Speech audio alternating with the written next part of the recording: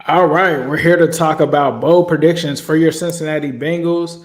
Of course, other season predictions as well. Zim is wiping his thing off. We're getting everything cleaned up. Coming up next on the Wincinnati podcast. It's an exciting time to be a Bengals fan. I'm Ace and Zim. We got a special show as always. The voice of the Bengals and for Willie Anderson, Corey Dillon. The name of this thing is called Wincinnati, and I'm not going to stop. Talk to us about that roller coaster season. I'm still gonna give you the same AJ. I'm gonna work as hard as I can to be the best. Always working ever since I met y'all, boy. I gotta get your top 5 receivers. Better, man. Bro, watch out for us.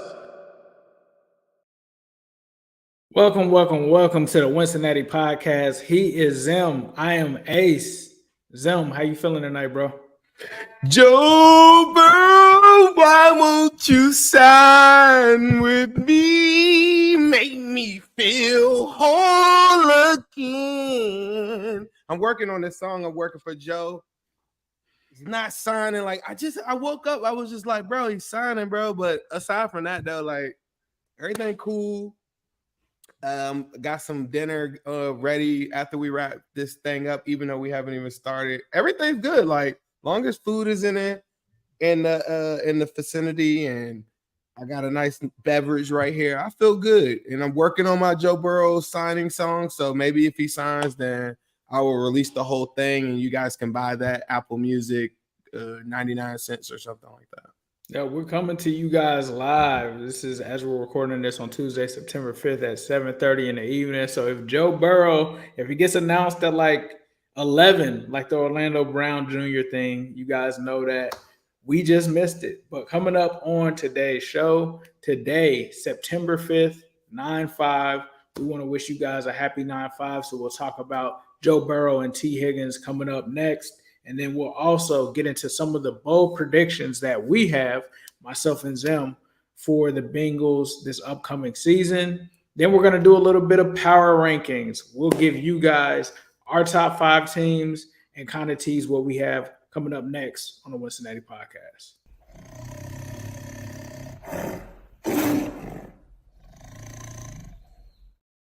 All right, Zim.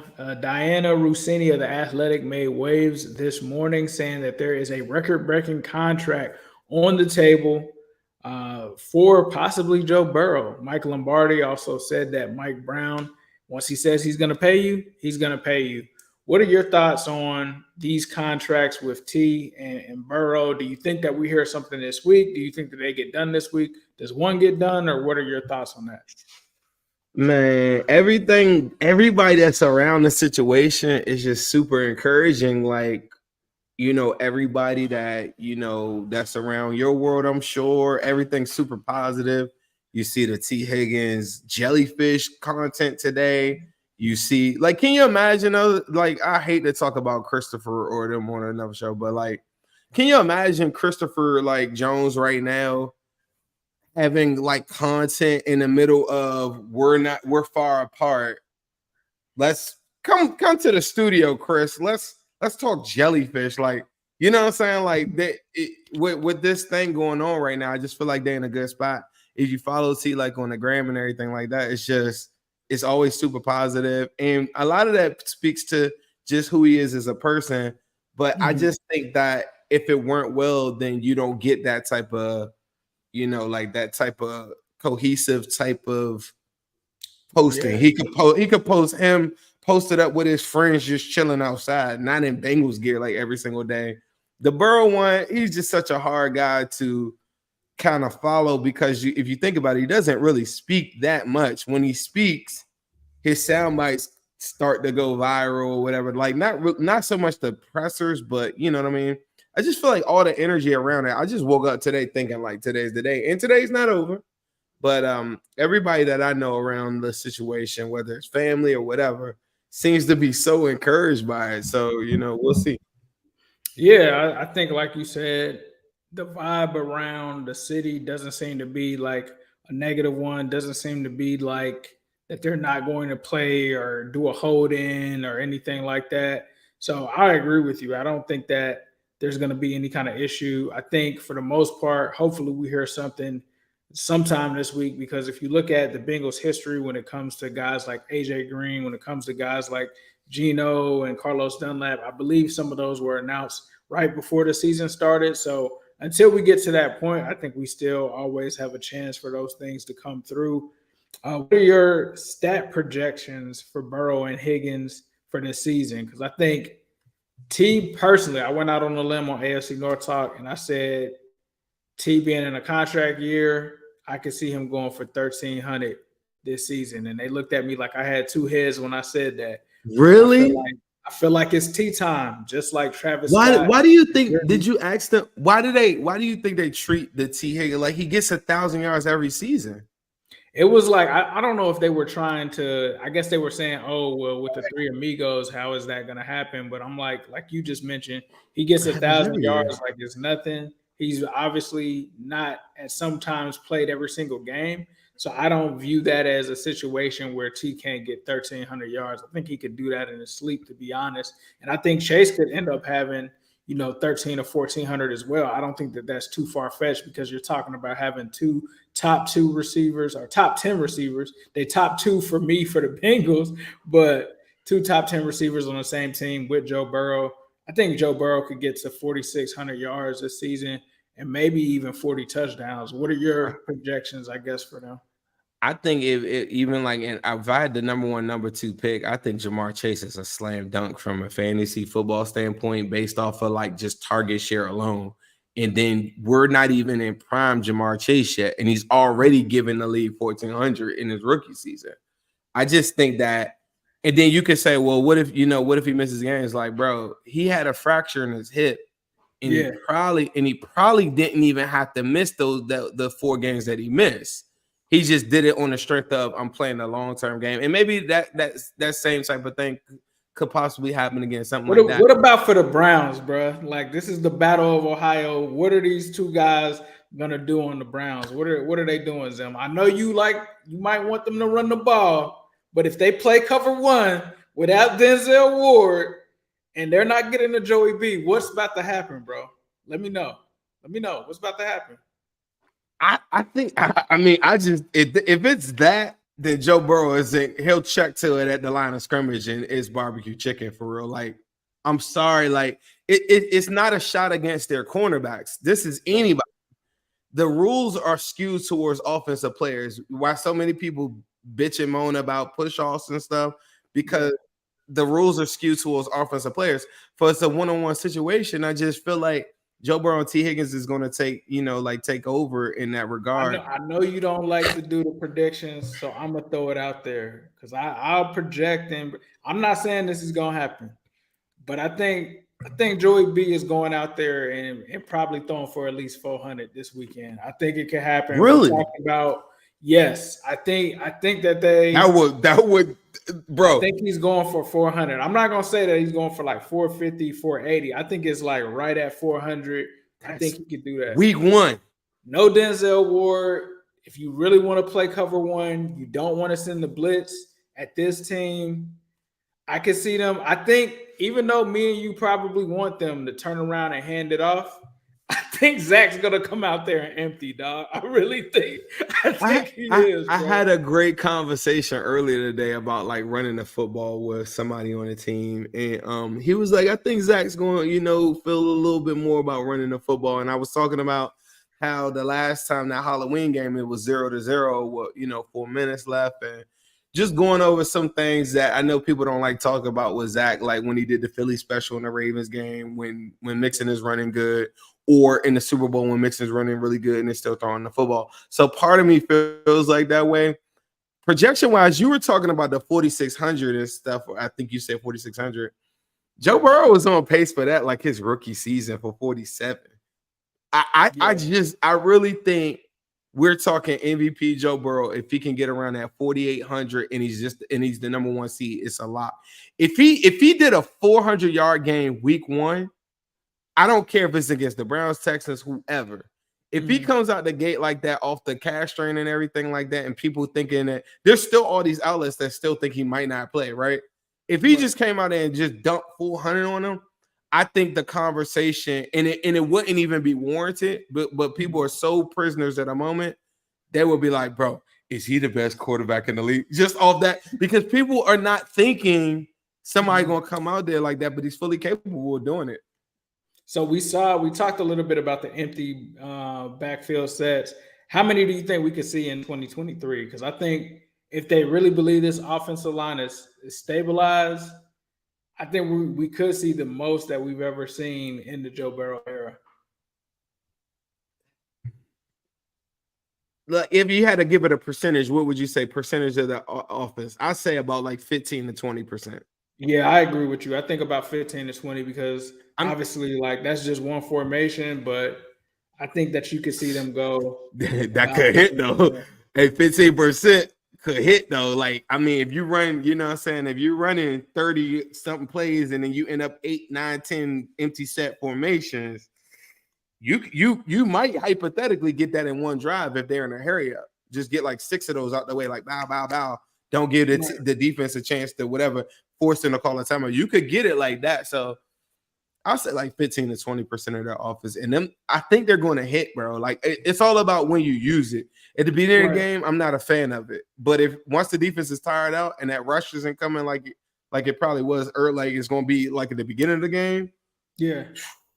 Hands on the hip. I agree. Ball out quick. Like, yeah.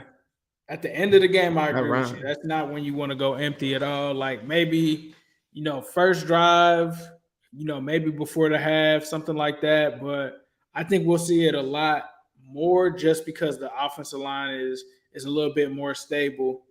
But speaking of the game as well, obviously we got some newcomers coming on Sunday. You got Irv Smith, you got Orlando Brown. I don't know which one of these guys that I'm more excited to see. I'm gonna probably go with Orlando Brown. I mean, obviously the hype of when everything happened, the deal happening, seeing him line up at left tackle and just really kind of not necessarily breathing a sigh of relief because he's still going to have to go against Myles Garrett and Zadarius Smith, but just knowing that you have some stability on that side of the line. And I think even in the run game, a lot of people haven't talked about that. Him moving in space, opening those holes for Joe Mixon, I think is going to be crazy. Pause. But I think Orlando Brown is probably the most excited person I'm ready to see. What about you? Agree. As much as I think I feel like this whole all season I've done a poor job at illustrating how good I think Orlando Brown is compared to what we've had. I don't think he's the greatest tackle of all time, but even the guys that I just look at and I say, man, they beat him to the outside. I just think Joe Burrow invites that, and people that know and watch Joe Burrow's dropbacks, if you want to take a wide angle on Orlando Brown and beat him to the outside and Joe Burrow step up, I just feel like that's one thing that Joe Burrow almost uses to his advantage. And if you don't really watch the Bengals that often, you're not going to realize that he welcomes edge pressure. He doesn't welcome interior pressure a lot like Tom Brady. And of course, no pressure is good, but I just think that, yeah, it's time, bro. We've talked this offensive line up so much in the sense of this is the best offensive line we had since 2015. This is, I need all eyes on Orlando Brown, like every single rep, all the reps against Myles Garrett. I think walking out of this game, win, lose, or draw, we're cutting up that tape on just his reps alone. And if Myles Garrett moves over to the other side, I'm cutting that up to see like what does Jonah look like in that same situation. So that's a big ticket. I'm gonna tell you that's not a newcomer. I would say keep an eye on if anybody's got a good prop bet for like Tyler Boyd or Irv Smith. I feel like this is a big. If you're saying 400 from Burrow, I think to me you're getting a big game from Tyler Boyd and Irv Smith combined at like 120, 140-ish. If you can find a prop bet that pairs that together around there, I mean, it sounds a little crazy because it's a little risky because Bengals can get the ball anyway. But if you're telling me the dude McLeod, who played 527 snaps out of the box and played 147 snaps out of the slot for the Colts this past year, if he has to slide into the slot position against one of the best slot wide receivers in football, hello world. Tyler Boyd is going to go to work and show you why he could be a number 2 on a lot of teams in the National Football League. That's a matchup I really got my eyes on. If Denzel Ward isn't there, Newsom on the outside and Emerson on the other, naturally now you're going into the slot position. In the matchup I'm really looking at is now that, and I think Tyler Boyd can fully exploit that. Yeah, I think Swervo, we haven't gotten to see him at all. I think he's going to do some crazy things potentially in this game. And then on the other side, Nick Scott as well. I know someone mentioned in chat that they're excited. William Wilson mentioned that he's excited to see Nick Scott. So I think I'm excited to see what he looks like on that defense. Dax Hill technically is kind of a newcomer at the free safety position. So if he were able to get like an interception, like similar to what Jesse Bates did against Deshaun last season, I think that would go crazy for Bengals Nation. So you know, Nick Scott saved the Super Bowl, and literally, like, if we interview Nick Scott, I'm going to say, you stopped us from getting the Super Bowl ring. Have you ever looked like I put this clip on there? Have you ever seen the one where Jamar Chase gets it on the first play in the Super Bowl? And remember, he throws like a quick hot read to Jamar Chase, and then Jamar Chase breaks, but then he runs out of bounds. Mm-hmm. You know what I'm talking about? On the first play on the final drive. Really? All right, so the first play on the final drive, the first play, he throws like a quick route to Jamar Chase. We're moving, bro. It's like 50-something seconds. It's the first play. Jamar Chase takes like 20 yards and runs out of bounds. He runs out of bounds because Nick Scott stops him. Like, you remember how Jamar Chase won the Saints game? Yeah. You remember at the end? Same play. Same exact play. Oh, look at Drew. Look, this is so off script. Ryan just pulls this up. But just check this. I know a lot of people don't want to see this. I'm sorry. Just turn your head away if you don't want to see it. That's Nick Scott that saves the play right there. If Nick Scott isn't right there, that's a touchdown game winner, Jamar Chase to the house. Wow, that's crazy. Number 33. Look at that. Right at the 50. Now, Jamar shouldn't have ran out of bounds. I'm sorry, we went totally off script, but I am excited to see Nick Scott and Dax Hill, but I know a lot of people won't appreciate this clip. But I was rewatching some stuff over the weekend, and I was like, for sure. 33 had a pretty good game. His name is Nick Scott. But to the best and worst case scenarios for win total in 2023. Worst case for me, I think this team is 9 to 10 wins. Honestly, like I don't see it outside of something that being a disaster, and I'm going to knock on wood for that. I just don't see it, man. This team is too good. They're too loaded. I think the best case scenario, they probably go 14-3. You know, maybe even better than that. That would be my best and worst case scenario. What's your best and worst case scenario for the win total in 2023 for the Bengals? Best case scenario, they go undefeated. I'm not sure if they'll go undefeated, but there's a world.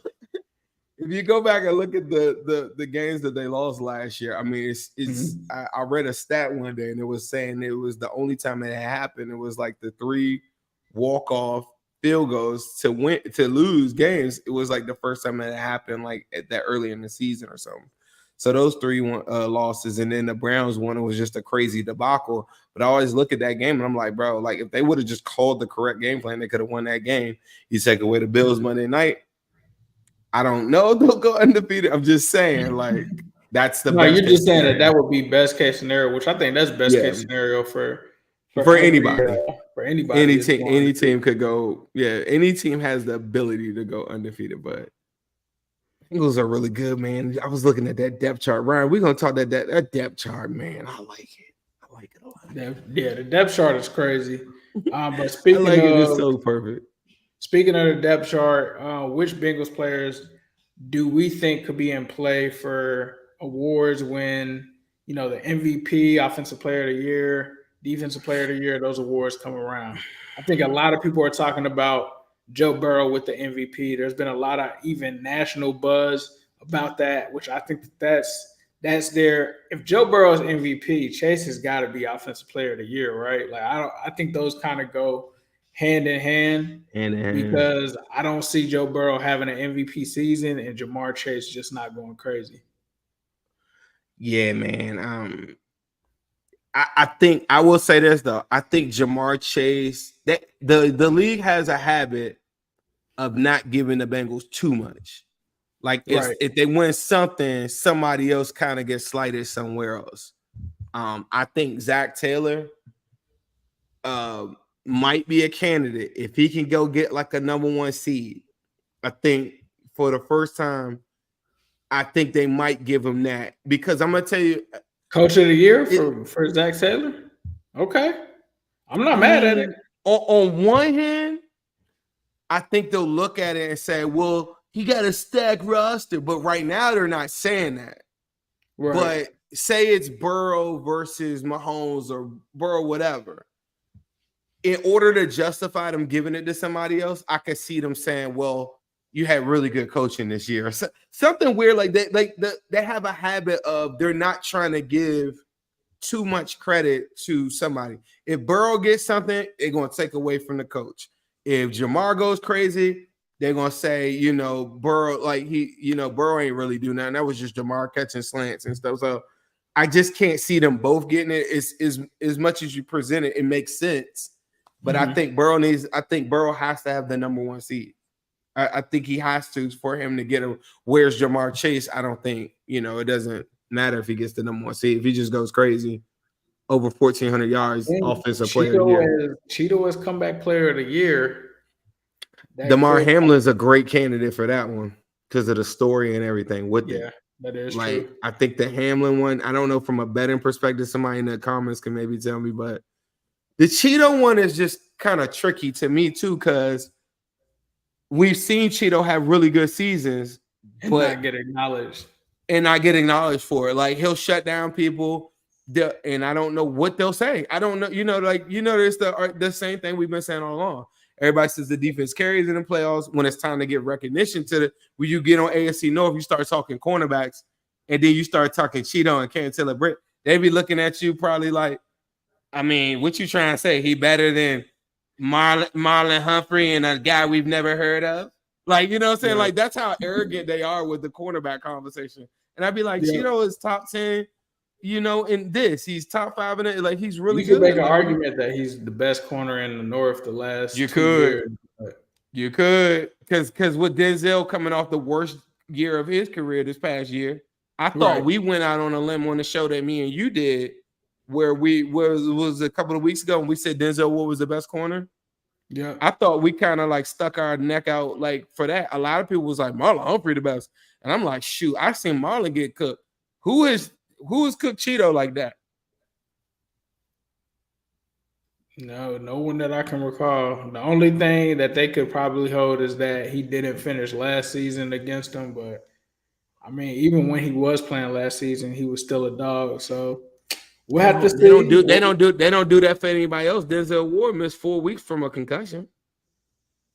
For sure, yeah. You see what Denzel didn't have the best. People think that sometimes they get mad. Sometimes when they be like, Bengals fans always playing the victim role. No, we're not.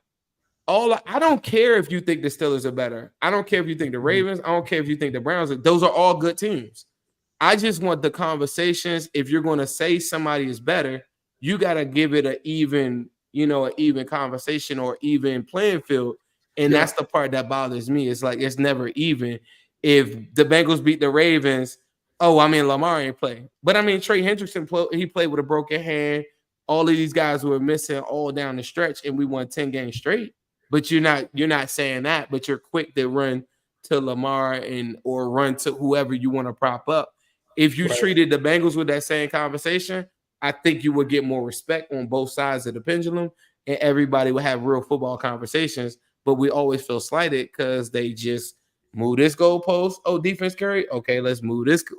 So that's the part that frustrates me. It's not that I think you got every right to think that the Steelers are coming and they got a really good pass rush or the Browns got really good corners and stuff like that. Mm-hmm. It's just never an even argument.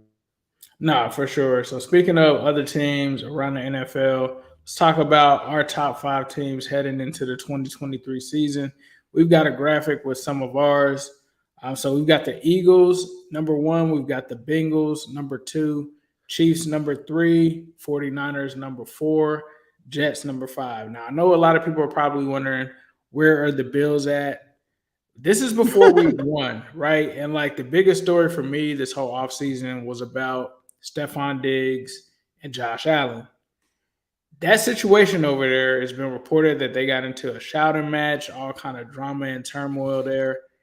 That is something that I think can take a team out of being a contender into, roster turmoil, because you're going to have guys that side with each player. You've seen that before with Donovan McNabb and T.O. You've seen it before with Baker Mayfield and Odell Beckham Jr. And once people start picking sides and stuff like that, it can really get messy. So because of the way that offseason is played out, because of the potential issues between not only just Josh Allen and Stephon Diggs, also you add in Sean McDermott, who originally said he didn't know where Stephon Diggs was. They've been reported to apparently Diggs doesn't want to be there. So if I'm going off of that, that's a lot in the locker room that could potentially spill out onto the field. And so for that reason, I have them at 6 and not 5. So don't think that they're super far. You more political. You political for me. We stomped them out 27-10. They don't like it. Do something about it. Like, you ain't on the list. You're not like that. Who's next? For sure. Now, I got the Jets number 5. You got the Jets number 5. The reason I'm putting the Jets over them, I think, and we kind of talked about this, you kind of mentioned the defense, what they were able to do throughout the preseason in terms of pressure. I think the Jets defense is honestly top 5, top 10 in the entire NFL. The issue last year for them was really the offensive side of things. And for them to be able to get 7 wins with Joe Flacco and Zach Wilson was crazy last year. Now that they have Aaron Rodgers, they got Garrett Wilson coming back, the wide receiver. They've got Dalvin Cook now. They also have what's the name of the rookie running back that they had over there? He could have been offensive rookie of the year as well. Breece Hall.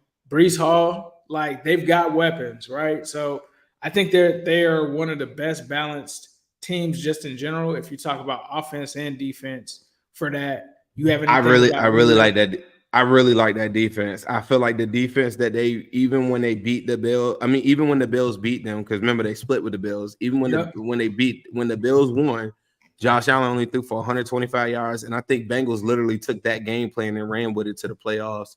You got to get home with your front four. All throughout the preseason, they led in pressure, sacks. I think it was like 12 or 13 sacks. Someone correct me if I'm wrong. I just think that their pass rush, and it's a lot like what I thought about the Bills last season. I thought Rousseau and all them dudes was for real. The Jets up front right now, to me, with Quinnen taking the next step and everybody, I feel like they really can get home. You talked about Lawson before off air. We were talking about him getting pressures and stuff too. I think that they got that, and then they got probably a top 3 cornerback tandem in the National Football League, and that's all before I even get to the offensive side of the ball, where literally there are many games you could say, man, I think that they can win, but they just didn't have a quarterback, or they're a quarterback away. The weapons that they have out and adding Dalvin Cook as like a secondary running back is nasty. It's crazy. That's crazy. You know, that's your favorite running back, right? So like having that as a secondary running back is crazy. Like if the Bengals, you know what I'm saying, if the Bengals had a secondary like a 1-2 of Dalvin leading or Joe Mixon, like, you'd be saying, are they going to lose a game? Like, you know what I'm saying? Like that alone. And I think Garrett Wilson is probably like one of the guys that I think is going to take the biggest step as a result of Aaron Rodgers. I just think Aaron Rodgers isn't going to play around with him and make sure that he gets a lot of people keep sleeping. They got Miko. He's going to stretch the field. I don't love them on offense. I just like what they did this past season against the Bills. And then I like what they did in the off season to go and get better. The biggest question mark for me with them is their offensive line, though. Yeah, I agree with you on that. But the Bills' offensive line is trash too, though. Like their tackles are trash. And a lot of people also forget the Jets had a lot of injuries last year. You got the 49ers in there, which I think obviously they have one of the most talented rosters in all of football. Then you talk about the Chiefs. Right now, for me, the Chiefs could have been number 1 coming off of the Super Bowl, right? But they're already without 2 of their biggest players, Chris Jones, Travis Kelce. You got some questions on the offensive line in terms of the tackle position. I know they feel like they upgraded. Most people who have nothing to do with the Bengals or just cover the NFL in general feel like that is still a question mark. Donovan Smith, not a really good tackle. You got Jawan Taylor, who had one good year in Jacksonville. That wasn't really the norm, and that was a contract year. So we'll have to wait and see there. Then you talk about the wide receiver position for them. There's some questions. Obviously, when you have Andy Reid and Pat Mahomes, that's still going to give you top 3 territory. But without those guys being there, that's why we had them there. And then, of course, you got the Bengals at number 2, which it's hard for me not to put us at number 1. The only reason I put the Eagles at number 1 was mostly because of the roster that they have over there. It's probably one of the only ones, maybe you could argue the 49ers, that I could even say on paper you might get a slight edge to over the Bengals. But, I mean, other than that, man, these teams I think are some of the top of the top when it comes to the NFL. I think the 49ers had that. I'm not down on what's his name? What's the quarterback? Purdy. I'm not down on him, but I just feel like if I took Purdy and put him against any of the top 10, quarterbacks in the league, you're taking all those quarterbacks over Purdy, including this list right here. You're taking every single quarterback over. And to me, there's going to be some times where you can't just rely on just your roster. The quarterbacks got to elevate it, or I will probably have the 49ers maybe 2-3. I think their roster ultimately is a great argument to say it's better than the Chiefs and the Bengals. But I just think the quarterback position, it just lacked what I would like to see from that, at least pre-week 1 power rankings. The Chiefs, yes, they are the Super Bowl champions. Yes, I respect that. I just think with the offseason and no Chris Jones, pre-week 1, who is, I feel like their defensive line is built around Chris Jones. Right. If he's not there, I can't say that they're better. Also, the game that we had with them in December with our healthy offensive line, I thought dominated for most of the game. I thought that we were up 14-3. Cam Taylor-Britt drops an interception. They convert a 4th down. There's all these crazy plays to just keep them in the game. And I thought when it was time for the Bengals to go and dominate, they went and dominated. Joe Burrow plays lights out. His adjusted completion percentage in that game was 88%. He threw for 80%. The ball barely dropped on the ground, and they only punted 1 time. The Bengals were the hottest team in football when we played them. When we played them the second time, I thought that even with the offensive line being out, even Tyler Boyd going out, and yes, they could talk about their wide receivers going out, I just thought that they're one of the highest 12 personnel, 13 personnel teams in the NFL. So it's disingenuous to talk to me about their wide receivers when none of them have really, really done much, and they run a lot of 2 tight end, 3 tight end sets. That's really like a big part of their offense. So them telling me about wide receivers that went out, that got hurt in the game, it doesn't really move me because we're talking about a damn 800, 900-yard receiver in Tyler Boyd, and they're telling you about 200-yard receivers. Like, that's not really going to do it for me. And then the one corner in Snead, I mean, he got trucked on the first play of the game. That's not my fault. You know what I'm saying? Like, we from the North. And so, like, I look at those games, and I'm just like, you could call it a homer or whatever, 100%. I'm a homer, but I know what I seen. Like, I know that Burrow was pressure on that game more than he had any game the whole entire season. Because what did the Ravens be telling us? We had Walmart workers or DoorDash guys playing offensive line. Chris Jones registers his first sack, and then they win by a field goal at the end. You're not about to tell me in the offseason where the Bengals go and get Orlando Brown Jr., one of your offensive linemen. I snag him from you. I bolster that up. I come to the draft. I go bulk up most of the team. I add wide receivers because remember, Tyler Boyd goes out. Couldn't be the one. I add all these different things, and you're telling me like, yeah, I went to the draft and I got Felix, and then I went and got a tackle that is coming off the worst season of his career. And Donovan, what's his name? Donovan Smith, right? Mm-hmm. So like that to me, that's not enough to sell me on. Didn't we talk about Donovan Smith on the show before he even signed with the Chiefs? Remember? Yep. And you weren't a big fan of him before we even knew that. And, you know, being closer to that area and watching it and talking to Buccaneers people, they hated him. They hate him. I'm just like, and I'm like, that's not enough to make me feel. Now you get the news of Kelsey's knee. I mean, bro, like, I'm sorry, like, I don't know. But what do people always tell us? We got to see. If they come out there on week one and blow the Lions out, they'll go right back up the charts. Bengals look weak, we'll go right down. They surpass us. Number one, I just think the Eagles, their roster just on paper, I just think is one of the scariest rosters in football. I can't believe the league, including the Bengals, let them get Nolan Smith and add that to that pass rush. Like, just insane stuff. I don't know. These are all really good teams, though, so I don't know. Really good teams for sure. Stay tuned, though, because tomorrow we'll be presenting the first ever Sova Says, where he will be ranking 32 NFL teams. It'll be premiering tomorrow on the Wincinnati YouTube channel. So make sure you hit that subscribe button. Make sure you hit that notification bell. I know some people said that they didn't get notified, so make sure you got your notifications turned on so you can get alerted to catch that tomorrow. Excited to see Sova Says because I know he's gonna cook. And speaking of cooking, hold on. Is the Sova Power Rankings? Is that weekly? Every week? Yeah, it's gonna be every week, every Wednesday. You can look forward to that. So definitely stay tuned for that. Hey, look at the queefs in the comment section complaining about calls. Look at them; they saw. For sure. Let's talk about some crispy chicken wings because you boys ain't soft. You soft. You ain't even crispy enough to eat these real chicken wings, boys.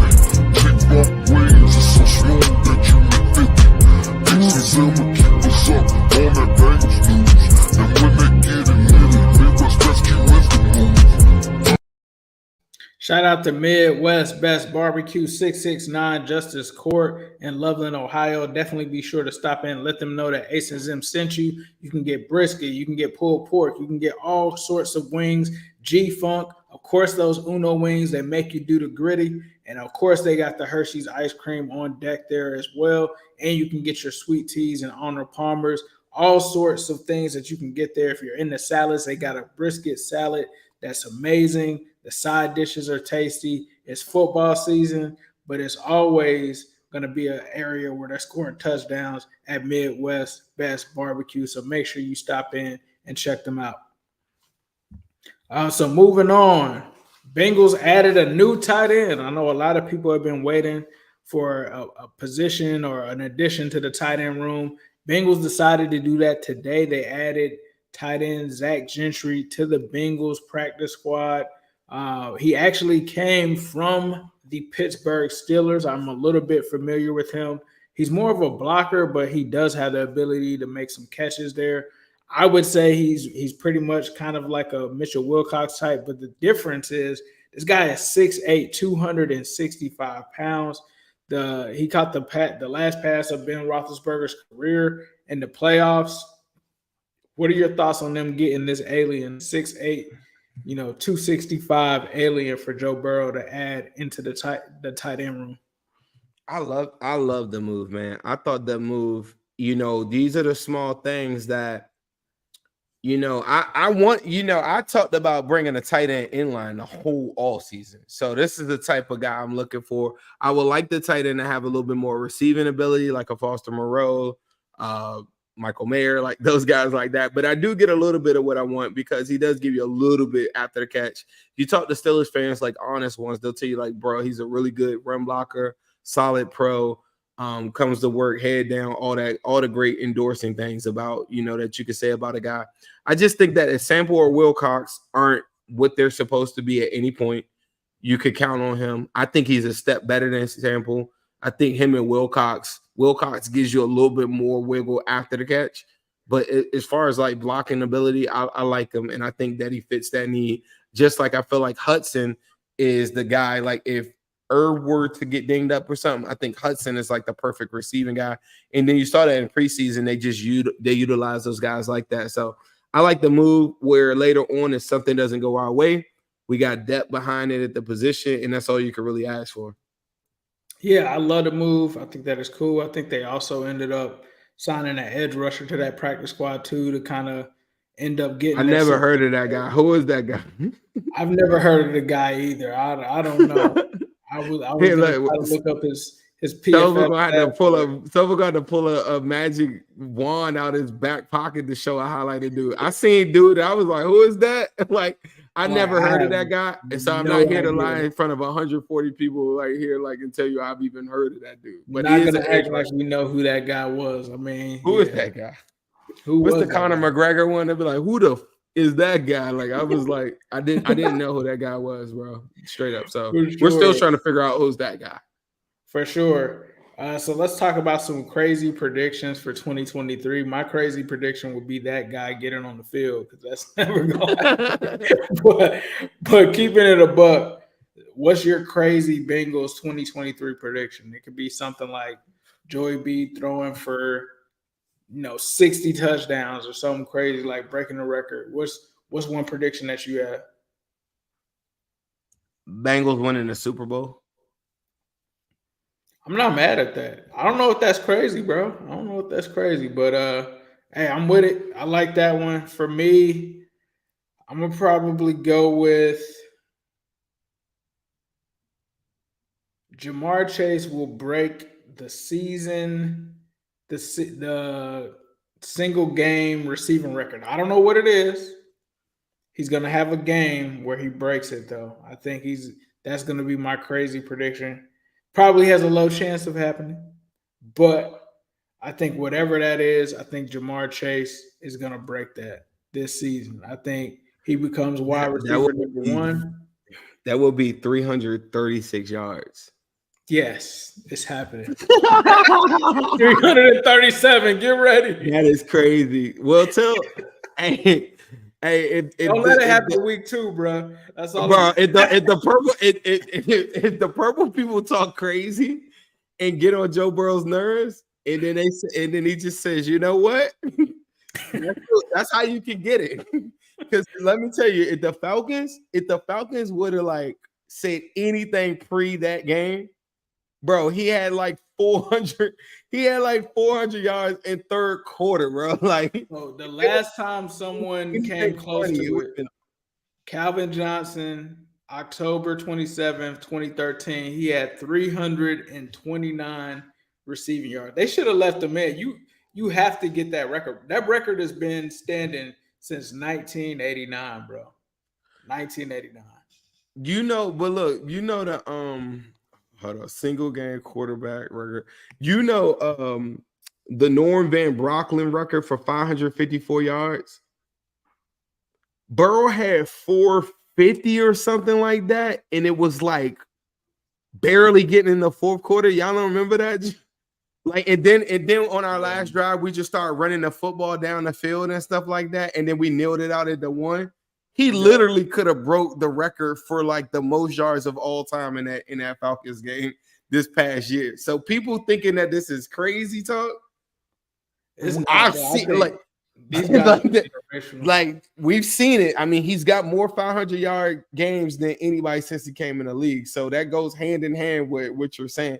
So Jamar had what, 266 against the Chiefs? That ain't that far away. I think though it would take a really competitive game. You remember the Rams?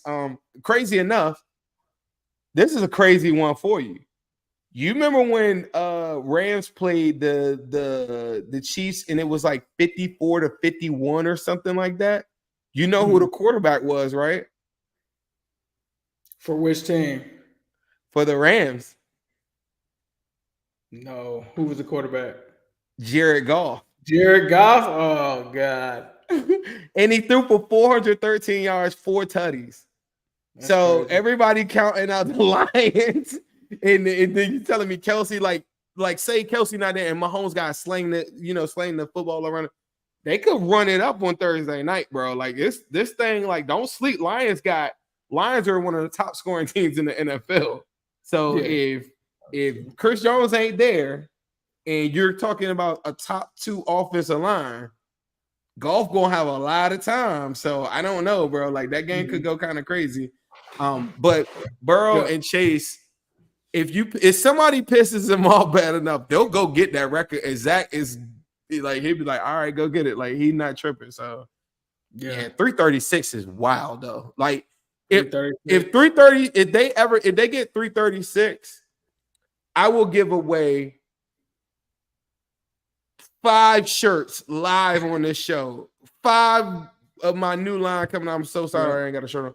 I will give out, like, record this. Somebody send it to me right now. I will give out 5 shirts if Jamar Chase gets close to that. If he goes over 300 in a game this season, I will give out 5 shirts live on the Wincinnati pod, like from me straight up. I don't think it's that crazy. And I know people think that that's crazy. But when I say generational, I'm talking generational. For sure. So speaking of traveling around this season, we're going to switch it up to Fans of Cincy. Definitely head to fansofcincy.com to book your trip now. They're going to take care of your food, your travel, your stay. They're going to make sure that they get you close to the stadium. If you're not close to the stadium, they're going to be able to get you all the way there. They're going to be in Tennessee. And if you haven't booked or you already have booked your ticket and your travel, you can also cop a tailgate ticket, which allows you to get access where there's going to be an open bar, food buffet, live DJ. You won't want to miss that. They also have that for the other road games, such as the Arizona road game as well. If you have any questions, definitely feel free to reach out to their team. They are able to respond very quickly and promptly. All you have to do is put a deposit down, and you're going to be able to get access into a lot of these amenities. Jacksonville, they're going to be there as well. It should be a great time. I was there myself for the Saints game as well as the Bucs game last year. It was a great time.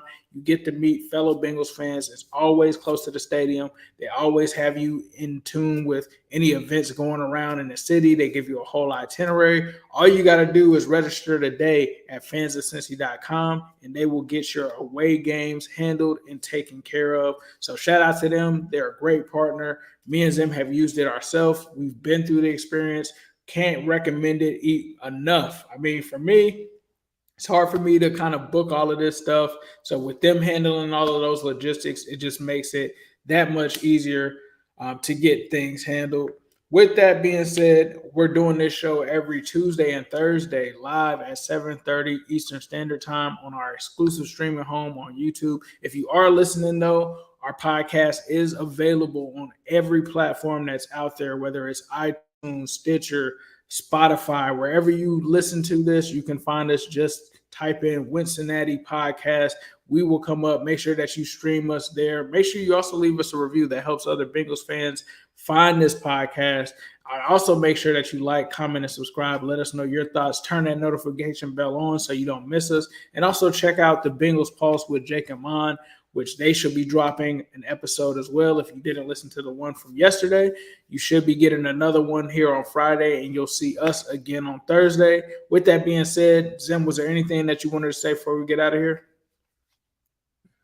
No, I'm looking forward to breaking down this game on Thursday, man. I think we can really start getting into some X's and O's. I thought we kind of gave a little bit of sprinkle here and there, whatever. So I'm really looking forward to that. I'm so happy that we get a chance to talk about matchups again, and not a lot of, I wonder, whatever. It's time to really apply that knowledge to what we've been seeing and being able to talk ball, bro. So I'm really, really excited about that. That's all I got. Facts. Well, we'll get into the strategy for the Battle of Ohio coming up this Thursday. Keep rocking with the Wincinnati Podcast. Thank you guys for tuning in. Oh, go to newstripecity.com. Go get that Lou Fowler shirt out right now. Let's go. And go and get that Zim Hude apparel as well. It's fire. The Fear of the Orange Planet, zimhude.com.